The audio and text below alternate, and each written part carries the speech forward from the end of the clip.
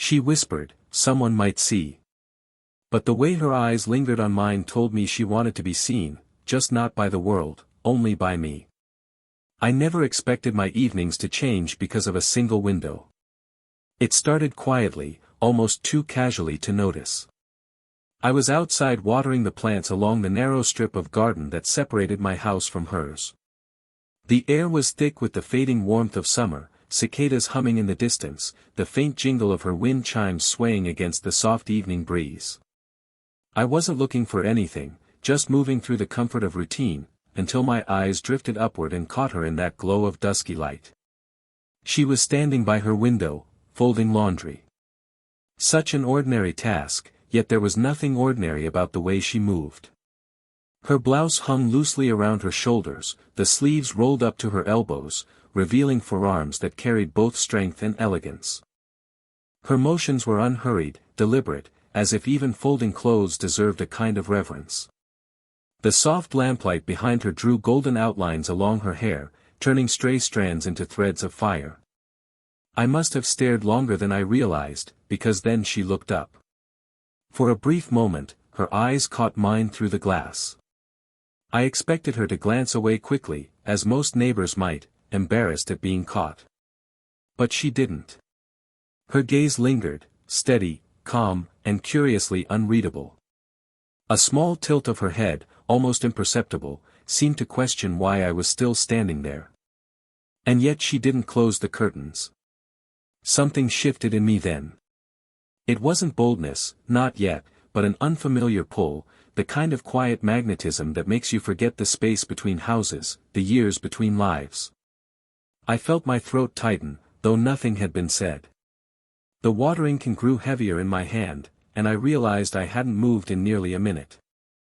The scent of freshly cut grass still clung to the air, mixing with the faint perfume of lilacs she kept on her windowsill. It was strange how, in that single instant, the entire world seemed to sharpen, as if every detail, every sound, every flicker of movement was no longer background noise, but part of a stage I hadn't known I was stepping onto. I finally looked away, more out of nervous instinct than choice, yet even with my eyes on the ground, I could feel the echo of her gaze pressing gently against me. When I glanced back up, she was still there, still folding, but now with the faintest curve at the corner of her lips. A smile, small and cautious, as though she already knew this was the beginning of something neither of us had planned. The days that followed blurred together with a kind of restless anticipation. I tried to convince myself that what happened by the window had been nothing, a passing glance, a polite smile mistaken for something more. But every time I stepped outside, I found myself searching, even when I swore I wouldn't. And almost always, she was there. Not waiting, never obvious, but present, in small ways that felt heavier than chance. At the mailbox, I would catch the faint rustle of her footsteps behind me, her presence announced by the soft click of heels against the pavement. She'd nod a greeting, her voice low and courteous, but her eyes never quite met mine when anyone else was around. It was only when we were alone that her gaze would hold for longer than courtesy allowed. There was a quiet pull in those moments, like something unspoken had rooted itself between us, fragile yet undeniable. I began to notice details I shouldn't have cared about. The way she adjusted her scarf in the morning chill, tugging it gently beneath her chin. The way she lingered outside a little longer on evenings when the street was empty, as if she, too, felt the weight of silence when there was no one else to fill it. Even her laughter, distant and muffled when she spoke on the phone, carried through the thin walls separating our homes. Each sound left me restless, as though my own space had grown too small. One evening, fate decided to test my restraint. I was crouched by the mailbox, sifting through bills, when a small bundle of letters slipped from her hands just a few feet away. Instinct pulled me forward, and as I bent to gather them, her hand reached down at the same time. Our fingers brushed, just lightly, just for a second. But the warmth of her skin jolted through me like a secret no one else could ever understand. She hesitated, then drew her hand back quickly, her breath catching the smallest bit. Her thanks was soft, almost rushed, as though embarrassed by how much such a small moment might mean. That night, I lay awake longer than I wanted to admit. I could still feel the trace of her touch, the ghost of her warmth clinging to my hand. It wasn't just the contact, it was what it revealed, that she had felt it too. I was young, yes, and she was older, seasoned by years I hadn't yet lived. But age didn't stop my heart from racing at the thought of her. And I couldn't help but wonder if, behind her carefully guarded expressions, hers raced too. It was a Thursday evening when the unthinkable happened. She invited me in. The invitation arrived so casually that, for a moment, I almost doubted what I'd heard. I was walking past her porch, carrying grocery bags, when her voice called out, gentle but steady, "You shouldn't eat alone all the time," she said, leaning against the doorway with a dish towel still in her hands. "I cooked too much. Come, help me finish it." Her tone was light, but there was a flicker in her eyes, as though she realized the weight of her words the moment they left her lips. I hesitated, clutching the grocery bag tighter than necessary. I wanted to say yes immediately, but something in me feared what stepping into her home might awaken. Still, the pull was stronger than hesitation. I nodded, and she smiled, not wide, but enough to soften the guarded curve of her lips. Inside, the house smelled of rosemary, garlic, and something slow-cooked that had been given time to bloom. A glass of red wine already waited on the table, though she poured another without asking, sliding it across to me as if it had been meant from the start. We sat at a small wooden table near the window. Candlelight flickered between us, shadows stretching across the walls. I noticed her bracelets clink softly when she reached for the serving spoon. The sound was so delicate it became part of the silence, filling the air with something strangely intimate. Her laugh came later, low and husky, when I told her about a disastrous attempt I'd once made to cook pasta that ended with smoke alarms.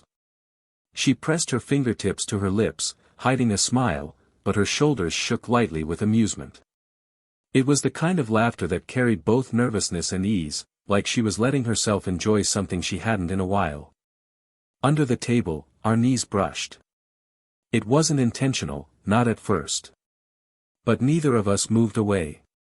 The contact was small, fleeting, yet every nerve in my body seemed to pay attention to that single point of touch. Outside, rain began to tap against the windows, the rhythm steady and soft. The storm gathered slowly, but inside her home the air was warm, cocooned by the sense of food and the dim golden light.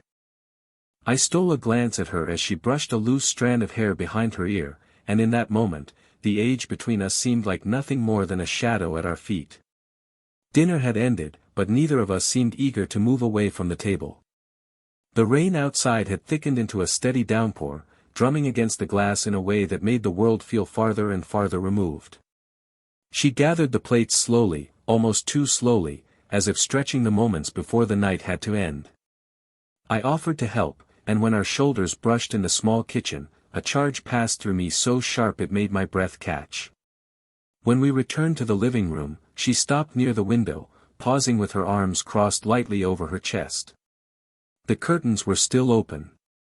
The faint glow of the street lamp spilled across the glass, a blurred halo of gold against the dark storm. She stood there in profile, the light framing her like a secret the night itself wanted to keep. I moved closer, though not too close. The air between us felt fragile, like the wrong word could shatter it. She glanced out toward the street, her lips parting slightly as if something pressed against her thoughts. Finally, her voice slipped out, hushed, almost trembling. "Someone might see." Those words cut the stillness sharper than thunder. My chest tightened, not with fear, but with the undeniable truth she had finally spoken aloud. This was dangerous, this closeness, this pull neither of us had chosen but could no longer ignore. I swallowed, my pulse hammering. Then, with a calm I didn't feel, I said softly, "Then close the curtains." For a heartbeat, she just stared at me. Her eyes widened the slightest bit, caught between shock and something deeper, a longing she had tried so carefully to hide. Her hands twitched at her sides before one rose, slowly, to the fabric. She pulled the curtain shut in one smooth motion, the world outside vanishing in an instant. The rain and street lamp disappeared, leaving us in a cocoon of lamplight, golden and warm. The air felt heavier now, charged, as though the simple act of closing the curtains had sealed us into a space where rules no longer applied. She turned back to me. There was fear in her eyes, yes, but also a quiet defiance, the look of a woman who had spent years keeping herself controlled and now, for once, was daring not to. I caught the faint trace of jasmine in her perfume as she stepped closer, and my heart thudded louder than the storm outside. Nothing had happened yet. No touch, no confession. But in that small room, with the curtains drawn tight, it felt as though the line we had both been tiptoeing around had finally, inevitably, been crossed. The silence after she drew the curtains seemed louder than the rain outside. Neither of us moved at first. We just stood there, two figures bathed in lamplight, the storm outside reminding us how small and human we were inside these four walls. Her hand lingered on the curtain's edge, fingers curling into the fabric as though holding on to one last excuse to step back. But she didn't. When she finally turned toward me, her arms dropped loosely at her sides, her breath uneven. I could see the faint rise and fall of her chest, the way her lips parted as if she wanted to speak but the words tangled before they could leave. I felt the weight of hesitation pressing between us, but beneath it was something softer, longing, unspoken yet undeniable. I didn't move first. I couldn't. My body burned with the urge to step closer, to close the distance, but I waited, because I needed her to choose this as much as I wanted it. And she did. Her footsteps were slow, uncertain, but she closed the space between us until I could feel the warmth radiating from her body. Her hands rose, almost trembling, and came to rest lightly on my shoulders. It wasn't the embrace of someone reckless. It was careful, deliberate, as though every movement carried the weight of years she had spent protecting her heart. The moment her palms pressed gently against me, I lifted my hands, hesitant but steady, and settled them at her waist. Her sweater was soft beneath my fingers, carrying the faint scent of detergent and something uniquely hers. I felt her breath shiver against my collarbone before her cheek brushed against my jaw. And then she leaned in fully, her arms slipping around me, her body pressing against mine with a softness that made my chest ache. It wasn't passion that filled the air, not yet. It was something far more delicate, the relief of finally letting go, of surrendering for the first time to a moment neither of us could deny anymore. I closed my eyes, listening to the rhythm of her heartbeat against my chest. It was quick, almost frantic, matching my own, but steadying with each passing second as if she found safety in the simple act of holding me. Outside, thunder rolled, but inside, the world had gone still.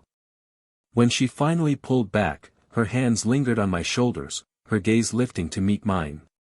Her eyes glistened with something unspoken, fear, yes, but also tenderness, as if she was silently asking whether I understood the risk she had just taken.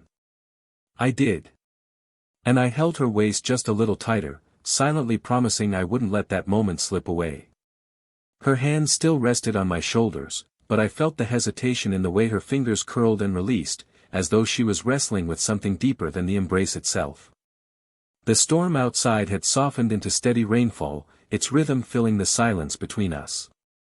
For a moment, we just stood there, breathing the same air, our bodies still close but not quite touching the way they had a moment before. Then she pulled back slightly, enough for her eyes to find mine. I saw the shimmer of uncertainty there, glistening like glass ready to crack. Her lips parted, closed, then parted again, until finally, the words slipped out, fragile but resolute. "I'm afraid," she whispered. Her voice was steady but low, almost drowned by the rain. My chest tightened at the rawness in her tone, at the quiet confession that seemed to cost her more than she wanted me to know. "Afraid of what?" I asked softly, though part of me already knew. She drew a breath, her eyes flicking briefly toward the closed curtains before returning to mine. "Of what people will say. Of what this might look like. You're young. And I've lived a life already, mistakes, scars, responsibilities. People talk. They always talk." Her words trembled with the weight of years I hadn't lived, with fears I couldn't fully grasp but could feel pressing between us. I could see the wall she had built, brick by brick, to shield herself from judgment, and how dangerous it felt for her to let even a single stone slip away. I took a slow breath, steadying myself. "I don't care what they say," I murmured. My voice was calm, even, but my heart pounded with the truth of it. "I don't see what they'll see. I only see you." Her lips pressed together, and a small, fragile smile ghosted across her face before fading, as though she didn't quite trust it yet. But her eyes, they softened. For the first time, the hardness of restraint melted, revealing something tender underneath. Her thumb brushed lightly against my wrist where my hand still lingered at her waist. The touch was barely there, feather-light, but it anchored her, and maybe me too. For a long moment, neither of us spoke again. The storm had begun to quiet outside, and the sound of rain on glass was all that filled the space. She leaned in the slightest bit, not fully, not recklessly, but enough to let her forehead rest briefly against mine. Her breath was warm, shaky, and it carried the weight of someone trying, just for once, to believe that maybe, this wasn't wrong. The thunder had rolled away by the time we drifted toward the sofa. The rain softened into a drizzle, a faint patter on the window that sounded almost like a lullaby. She moved first, slowly, as if unsure whether to invite me further into her world, but when she sat down, she left just enough space for me to choose. I hesitated for a moment, then lowered myself beside her, close enough that our arms brushed. She exhaled, a quiet sound of release, and leaned back against the cushions. The lamplight cast a warm glow across the room, softening every edge, painting her skin with gold. Her hair, still slightly tousled from our earlier closeness, caught the light like strands of copper. She turned her face toward me, her expression no longer guarded, though still touched with something fragile. Vulnerability, yes, but also relief. Without thinking too much, I let my hand slide gently across the cushion until it found hers. At first, her fingers tensed, a reflex born of years of restraint. But then, slowly, she let them unwind, allowing my hand to weave with hers. Our fingers laced together with a certainty that no words could provide. She leaned her head against my shoulder, the crown of her hair brushing my jaw. Her body felt warm, relaxed, as though the weight she'd carried, the fear of being seen, judged, misunderstood, had been set down, at least for tonight. I felt her sigh ripple against me, soft and almost content. We didn't talk much. There was no need. The silence wasn't heavy anymore, it was full, alive, like a language only we could understand. Occasionally, her thumb traced absent circles against the back of my hand, and every time it did, a strange steadiness spread through me. The curtains remained drawn tight, shielding us from the outside world. The thought of neighbors, whispers, all the things she had feared, they didn't matter here. The world outside could keep its judgment. In this small, golden-lit room, there was only the rhythm of rain, the sound of her steady breathing, and the quiet laughter that bubbled up between us when our eyes met without words. I glanced down at her one last time that night. Her eyes were closed, her lips curved faintly as though some secret joy had finally settled into her heart. And I knew, with a calm certainty, that whatever tomorrow brought, the whispers, the questions, the weight of difference, none of it could undo this moment.